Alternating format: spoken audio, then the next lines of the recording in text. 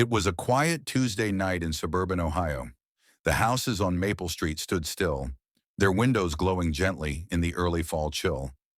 Leaves rustled in the wind. Nothing about this evening seemed unusual until the screams shattered the silence. Neighbors would later say they heard something that sounded like furniture crashing, followed by a woman's voice yelling, "How could you?" Then silence, long and heavy. Minutes later, police sirens tore through the night. At 9:42 p.m., 911 received a call from a hysterical young woman named Danielle Harper. She had come to visit her older sister, Melissa Carter, only to find the front door ajar and blood all over the kitchen floor.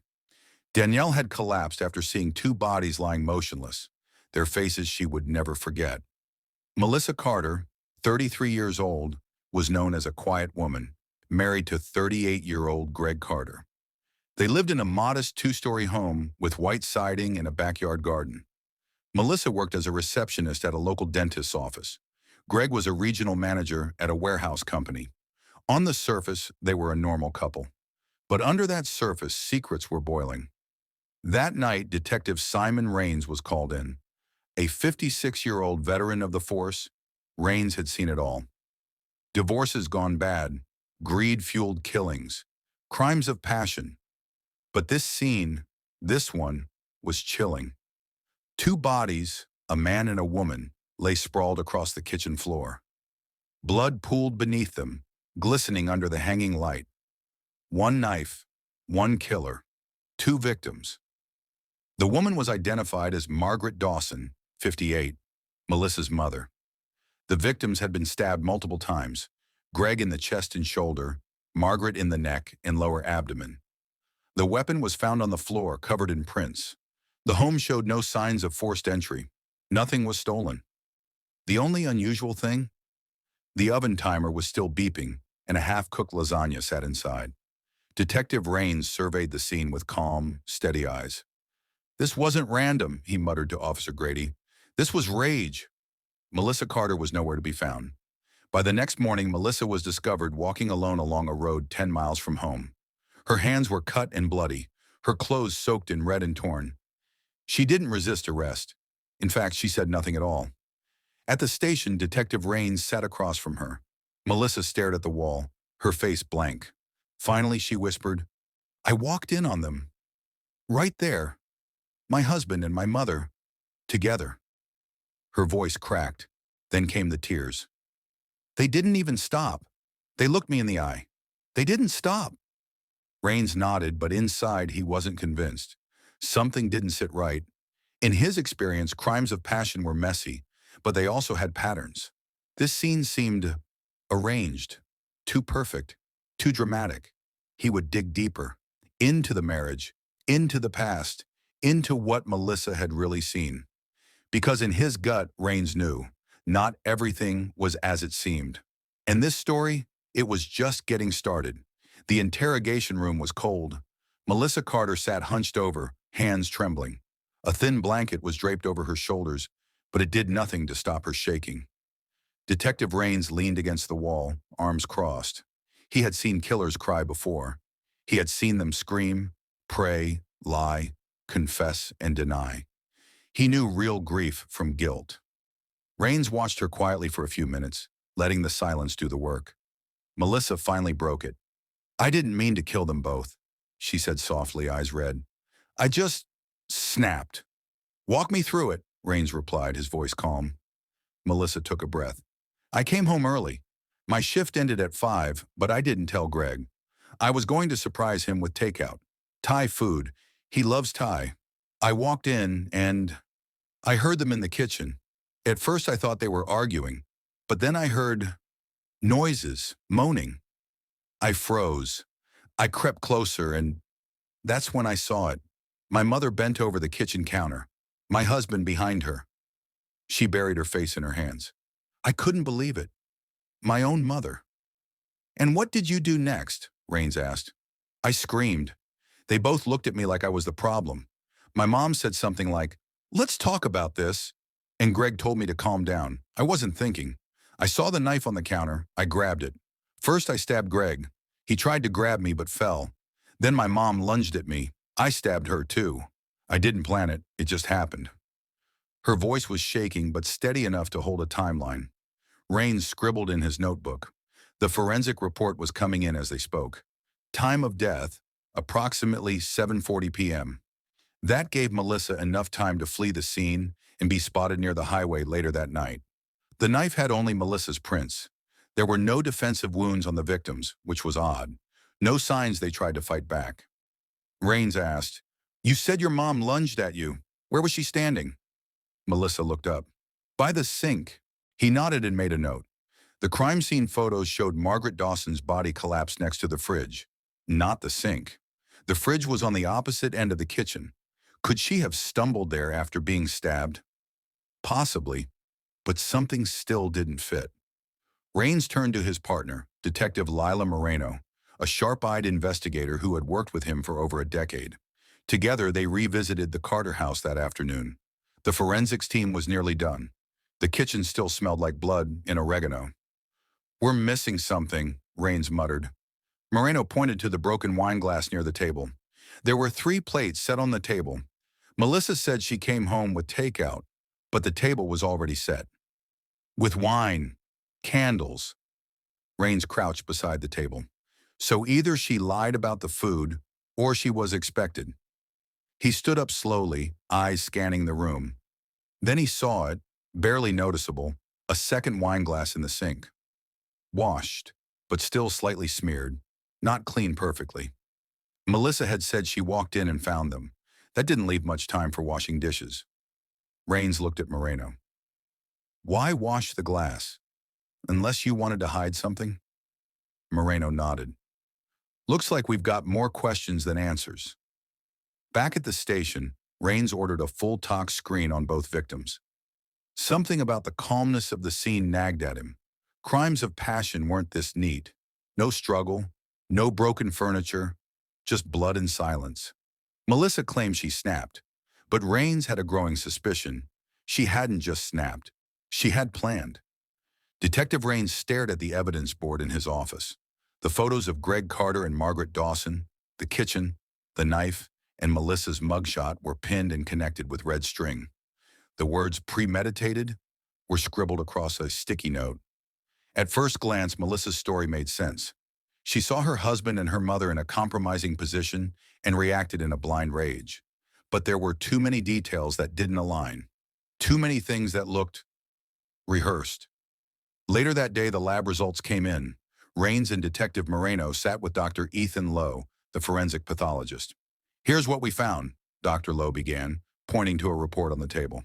Both Greg and Margaret had traces of zolpidem in their systems, commonly known as Ambien, sleeping pills. Rains raised an eyebrow. "How much?" "Enough to sedate, not kill, about 10 milligrams each, possibly taken an hour before their deaths." Moreno frowned. "So they were drowsy, maybe even sluggish." "Exactly. That's why there were no defensive wounds. They couldn't react fast enough." Rains leaned forward. "Melissa said they were active, moving, talking, even trying to stop her. But if they were drugged, that's impossible." Lowe nodded. "Correct. In fact, I'd bet the wine they drank was spiked." That changed everything. Back at the Carter home, the detectives asked the forensics team to test the wine bottle and the lasagna in the oven. The bottle tested positive for traces of zolpidem. The lasagna had none, but something else did: the salad. Moreno picked up the printed dinner menu from the scene notes. Lasagna, salad, red wine, romantic dinner for 2. "Not 3, Rains muttered. "Melissa said she came home with takeout, but there were 3 wine glasses, 3 plates. What if she didn't walk in on them? What if she was already there?"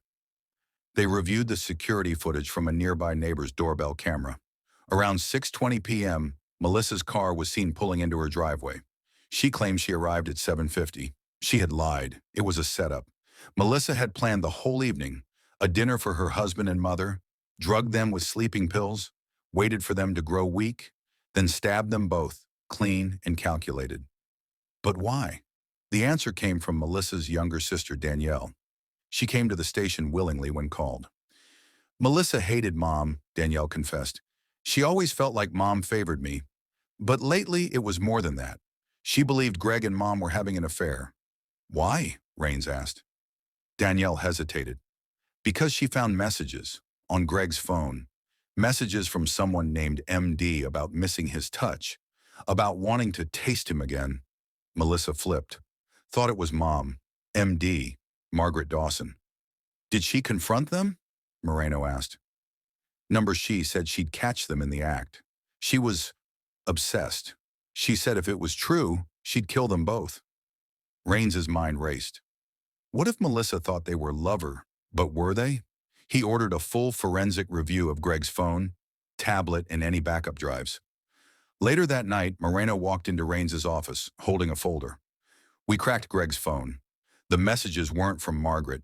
They were from Melanie Dawson. Rains froze. Who's Melanie Dawson?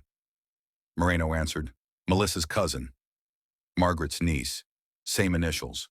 The entire motive was based on a mistake. Melissa believed her husband and mother were sleeping together. But the truth? Her husband had been cheating with someone else entirely. Rains leaned back, eyes narrowing. She killed them both over the wrong affair. And now the lies she told would unravel one by one. Detective Rains sat in his office chair, staring at the board in silence. The motive was clearer now, at least Melissa's belief about the affair. But a new layer had emerged. Her reason was built on a lie she convinced herself was true. He turned to Detective Moreno, who was reviewing the latest phone data on her laptop. She didn't kill because she knew. She killed because she assumed, Rains said quietly. Moreno nodded. The messages between Greg and Melanie Dawson confirm it. Romantic language, suggestive photos, hotel meetups. Margaret had nothing to do with it. So why kill her? Rains murmured. Moreno answered. Collateral damage. Melissa wanted someone to blame, and Margaret was the easiest target. The team needed to trace Melissa's actions in the days before the murder. Rains requested surveillance footage from the local pharmacy and grocery store. He suspected the Ambien wasn't stolen. It was purchased, legally, and he was right. Surveillance footage, April 16th, 2:42. PM Melissa Carter is seen at Beacon Pharmacy. She hands a prescription slip to the pharmacist. The name Daniel Carter, her late father, dead 6 years. The prescription, Zolpidem, 10 milligrams. The pharmacist, not noticing the date discrepancy, fills the order. Melissa signs, pays in cash, and leaves. Fraudulent prescription. That meant she had planned this for days, maybe longer.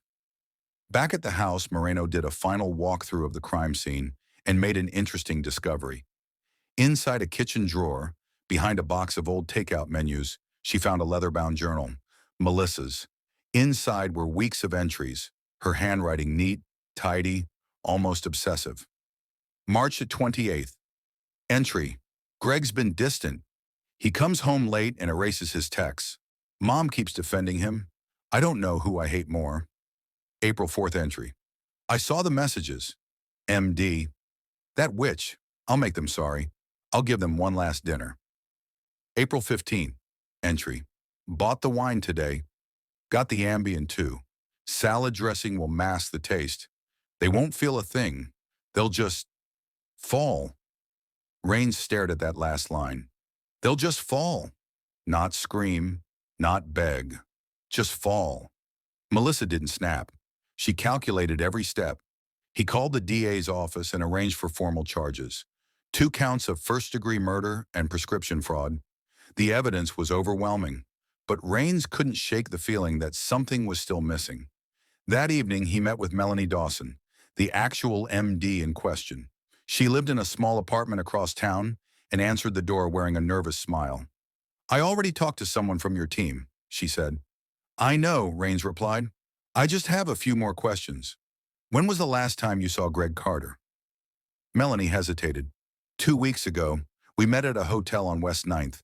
I told him it was over. He said he was going to tell Melissa. Did he? I don't know, but he was scared. Said she'd do something crazy if she found out.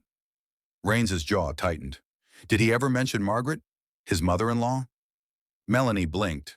Why would he? He thanked her and left. The picture was complete. Melissa had convinced herself of a false reality.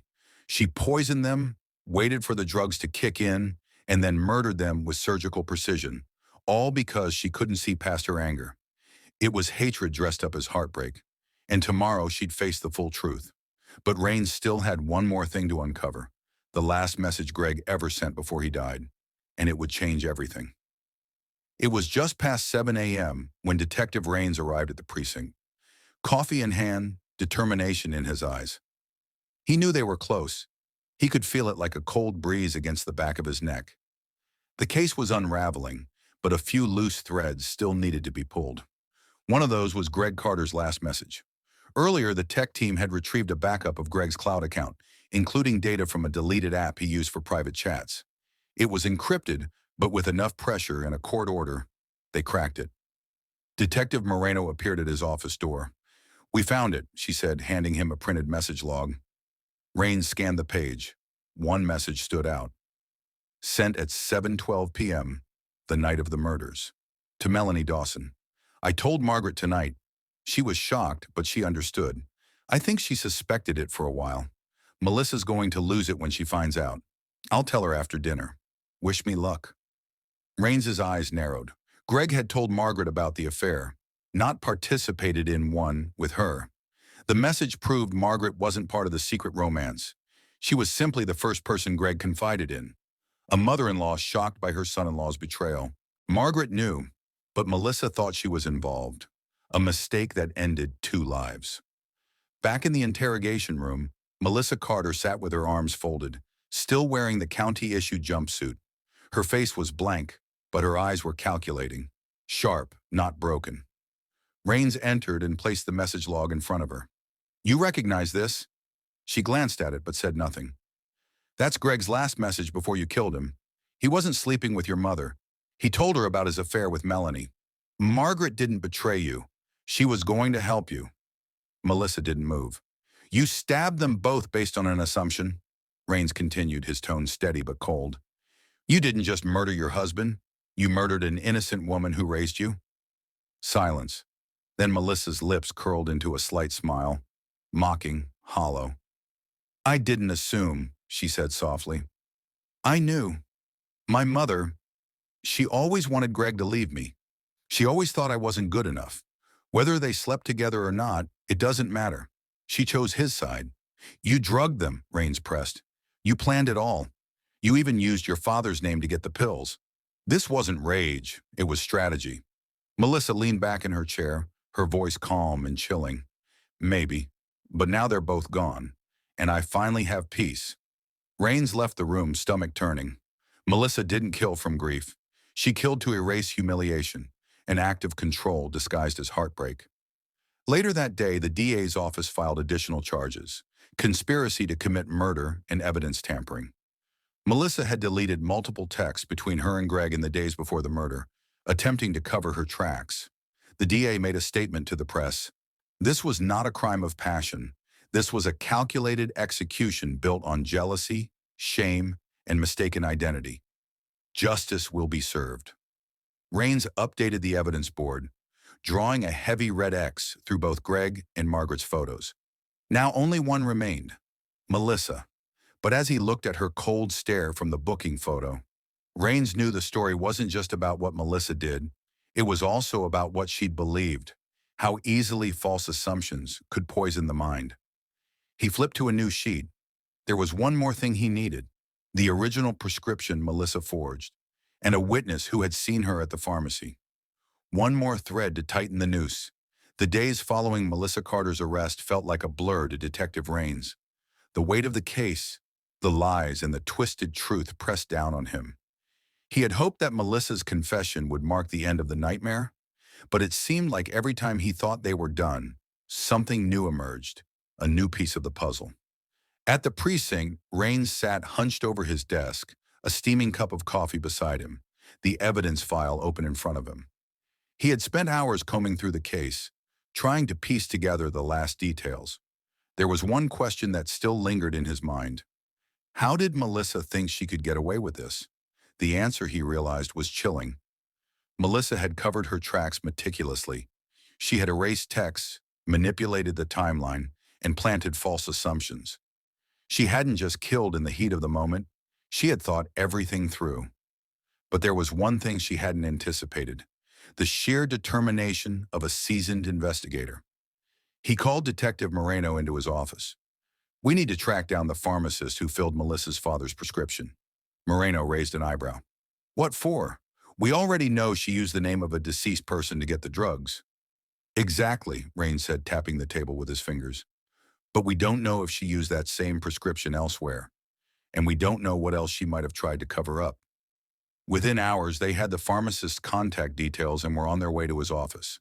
Dr. Edward Banks had been working at Beacon Pharmacy for over 10 years. He was older, slightly hunched, with glasses perched at the end of his nose. When they introduced themselves, he nodded but looked wary. "I already spoke to your team," Dr. Banks said. "I filled the prescription for the Ambien that day. I didn't know it was for someone who was deceased. I've filled prescriptions for years, and we only check the name against the insurance records. If it's valid, we fill it." Rains took a step forward. "But did you ever see Melissa Carter before? Did you know her personally?" Dr. Banks seemed to think for a moment. "She came in every now and then, but I don't recall any particularly unusual interaction. I can tell you, though, I didn't ask any questions about the prescription when it was filled." "What about the prescription itself?" Rains asked. "Was it unusual? Did she seem like she knew exactly what she wanted?" Dr. Banks hesitated, his gaze shifting toward the prescription records on his desk. "Now that you mention it, yes. She was very clear about what she wanted. She didn't hesitate. In fact, she seemed almost too calm. It was a little strange, given the nature of the prescription." "Too calm?" Moreno asked. "Yes," Dr. Banks said, his voice lowering. "It wasn't just the prescription. I've seen a lot of people pick up medications for relatives. But this woman, she seemed like she wasn't dealing with a loss. She was almost too organized. I remember thinking at the time that she wasn't acting like someone mourning a father." Rains exchanged a glance with Moreno. They had suspected that Melissa was too composed throughout the entire ordeal. It was as if she wasn't really grieving. Now Dr. Banks's comment only reinforced that gut feeling. "What time did she come in?" Rains asked, writing down the details. "About 2:40 p.m., Dr. Banks replied. "She paid in cash and left quickly." Rains stood up, pulling out a file from his bag. "You wouldn't happen to have the security footage from that day, would you?" After a few minutes, Dr. Banks agreed to help them review the footage from the pharmacy's camera. The grainy image on the screen showed Melissa standing in line, speaking to the pharmacist, and then leaving with the prescription in hand. Rains leaned in closer, scrutinizing her face. There was no emotion, no sadness, no sense of loss, just cold determination. "Thank you for your help," Rains said, standing up and placing the file back in his bag. As he and Moreno walked out of the pharmacy, Rains felt the final piece click into place. Melissa hadn't just killed to get revenge. She had killed to gain control over a situation she couldn't accept. The entire plan had been orchestrated with a level of cold, methodical precision. There was no outburst of rage, no moment of madness. She had been in control from the beginning. Back at the precinct, Rains sat at his desk, reviewing the timeline. It was becoming clearer with every passing hour. The timeline had to be perfect for the court case. Melissa hadn't killed Greg and Margaret in the heat of the moment. She had executed her plan after days of careful calculation. The final thread was in the email that had been sent from Greg's account around 6:30 p.m. that evening. The message had been addressed to Melanie Dawson. Subject: "It's over." Message: "I told Margaret tonight. She was upset, but she understands.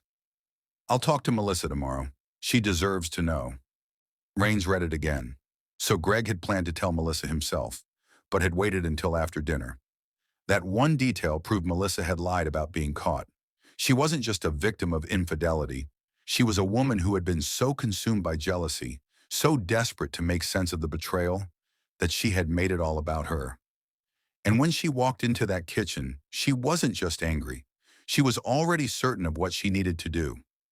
With that realization, the case was near its conclusion. It was a cool, overcast morning when Detective Rains walked into the courtroom. His mind was sharp, focused. After months of investigation, countless hours spent unraveling lies, and 2 innocent lives lost, the trial of Melissa Carter was finally about to begin. He had seen it all before. Criminals caught in their own web of deception, their lies slowly crumbling under the weight of evidence. But this case felt different. The cold, methodical way Melissa had orchestrated everything unsettled him. It wasn't a crime of passion. It was a crime of control. Raines took his seat in the back of the courtroom, watching as the jury filed in and the judge took his place. He had seen the courtroom drama unfold too many times, but today it was personal. The truth was finally going to come out, and justice would be served.